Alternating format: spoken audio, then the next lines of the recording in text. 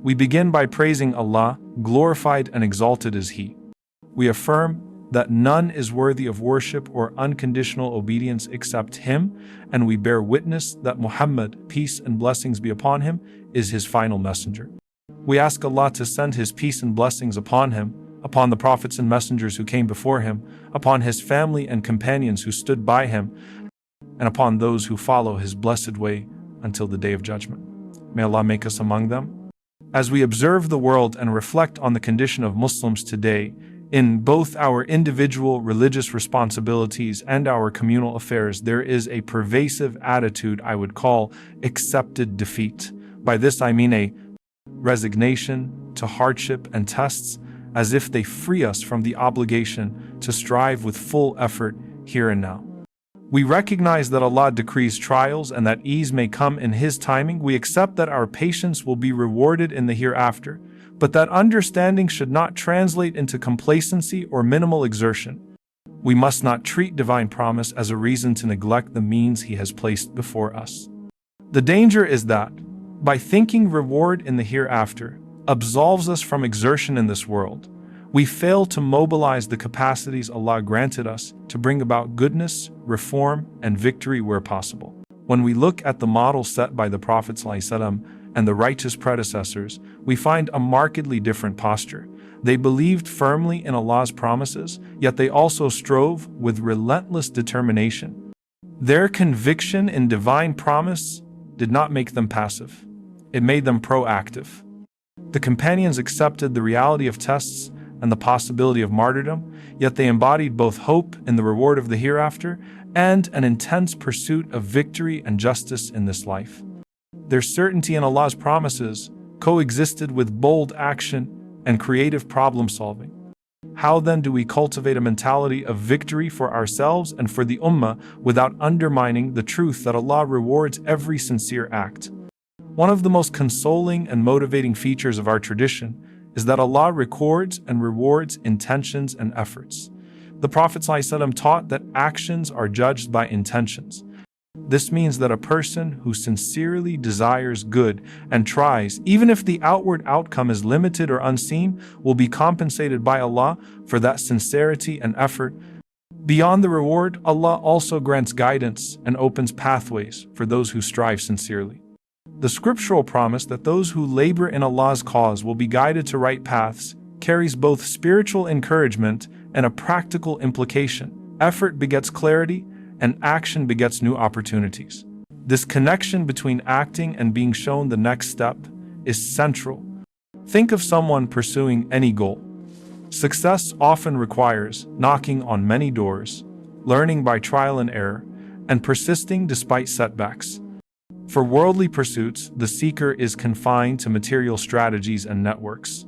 For the believer, however, the process is richer because Allah multiplies the returns on sincere effort. When you act upon that which you know to be good, Allah often reveals what you did not know, opening doors, giving insight, and enabling you to take the next step.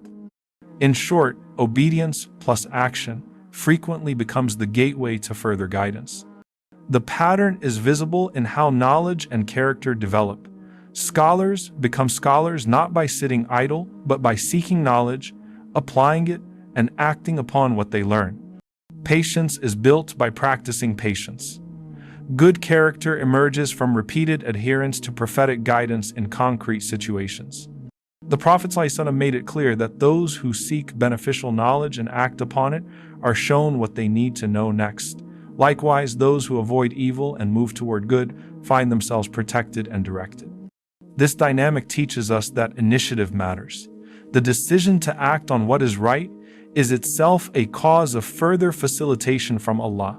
There is also a communal dimension. The early generations were notable for their resilience and resourcefulness. They faced betrayal, scarcity, and complex obstacles, yet they remained undeterred. When confronted with seemingly insurmountable challenges, they improvised, organized, and persisted. Their certainty in Allah's promise did not produce passivity. It produced a stubborn commitment to pursue every lawful opportunity for good. They understood that divine promise and human responsibility operate together. One does not replace the other. The companions' capacity to systematize and implement justice and mercy in society came from applying what they knew and then being open to further guidance and means. A painful reason we miss potential good is our failure to act upon the good we already know. When opportunities present themselves, hesitation and delay often extinguish them. Conversely, rapid, sincere action often triggers further openings. This principle matters especially in times of crisis. Those who are steadfast and proactive, who keep knocking on doors and seeking lawful means, often find that help arrives, avenues open, and small beginnings grow. Half of success is the conviction that you will succeed. That belief sustains effort and keeps people working toward impactful outcomes. Consider how this plays out in our daily lives.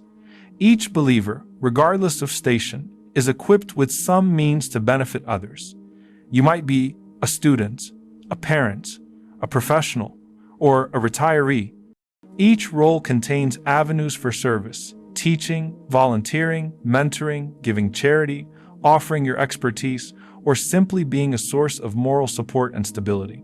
Acting in accordance with what you know to be good, even through small, regular deeds, accumulates into significant change. The cumulative effect of consistent, sincere action should not be underestimated. Small acts, when multiplied across many people and time, transform communities. Persistent creativity is another critical element. When resources are limited, intelligent improvisation makes a real difference.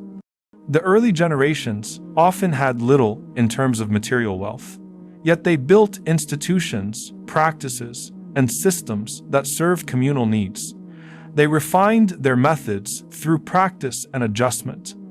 Our contemporary responsibility is similar. Use the tools and talents available to you, learn from failures, iterate and refine. Creativity within lawful bounds turns brokenness into repair and scarcity into resourcefulness. Leadership matters as well. Effective leaders are not those who wait for ideal circumstances, but those who step forward and act responsibly with what they have. Leadership requires moral integrity, consultation, accountability, and perseverance. It is frequently localized. Neighborhood initiatives, mosque programs, school projects, and grassroots advocacy produce leaders who are grounded in real-world service. Serving consistently in small capacities builds leaders prepared for larger responsibilities. Encourage participation, mentor others, and create structures that sustain beneficial action beyond individual efforts. Patience should be practical. Patience in our tradition is not passive waiting. It includes measured, actionable steps toward a goal. Break larger aims into manageable milestones and work toward them steadily. Teach, organize, volunteer, and support those in need. Practical patience, coupled with persistent action, often accelerates outcomes and prepares communities for lasting improvements. The habit of small, continuous good deeds cultivates endurance and attracts Allah's assistance, which often arrives through incremental, compounding gains. We must also guard against two extremes. On one end are those who fall into despair and declare the Ummah hopeless. Such defeatist declarations spread lethargy and undermine effort. On the other end are those who assume that intention without action suffices, leading to complacency. The balanced path our tradition urges is to pair firm hope in Allah's promises with vigorous, humble action. Make dua, seek knowledge, act upon it, and persist creatively. Rely on Allah while also taking concrete steps that are within your capacity. There is a spiritual reward dimension alongside the practical one. Allah records unseen impacts, the influence you have on others, the ways you inspire future good, and the unintended benefits that follow a sincere act. Some effects of your efforts will outlive you and multiply through others. This is part of the beauty of striving for Allah. Even limited, sincere actions can create ripples of goodness beyond your immediate perception. The Prophet ﷺ emphasized that actions are by intentions. Thus, sincere striving is never wasted, irrespective of immediate visible outcomes. Sincerity is therefore foundational. Purify your aims and orient your efforts toward Allah's pleasure. When you act from sincerity, your limitations do not prevent divine facilitation. Allah uses the small and the humble to bring about substantial change. The believer who seeks to help others, who acts honestly in their sphere of influence, and who maintains upright character will find doors opening through guidance, cooperation, and unexpected means. We must pay attention to learning by doing. Applied knowledge refines strategy and produces clarity. When you organize relief, teach classes, or engage in public outreach, you learn logistical, practical, and human lessons that theoretical study alone cannot provide. These lessons then inform the next attempts, creating a cycle of improvement. The companions exemplified this. They learned, acted, adjusted, and over time built enduring systems. Practically, serving the Ummah from home is both possible and vital. Not everyone can be on the front lines of every crisis, but everyone can contribute in meaningful ways. Strengthen your local community. Support scholars. Teach children. Volunteer. Offer professional skills pro bono. Mentor youth. And be reliable in your neighborhood. These efforts may not attract headlines, yet they are the backbone of societal resilience and moral strength. Finally, pair your actions with humility and dua. Bold, steady effort should be accompanied by supplication, seeking Allah's guidance, forgiveness, and support. Humility acknowledges our limitations and invites divine mercy, while sincere dua aligns our hearts with Allah's will. Action without humility risks arrogance, humility without action risks passivity. The prophetic model combines both: active striving that remains humbly dependent on Allah. To conclude this renewed exposition, the essential lesson is that hope in Allah and active striving are inseparable. Confidence in His promise should motivate sustained, sincere effort, not excuse passivity. Act upon the good you know, persist creatively against obstacles, and employ your abilities to serve others.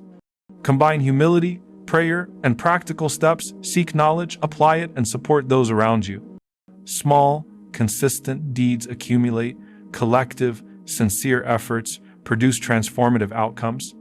May Allah grant us clarity, steadfastness, and success in both worlds, accept our efforts, and unite our endeavors for the common good. Ameen, and forgive our shortcomings, guide us,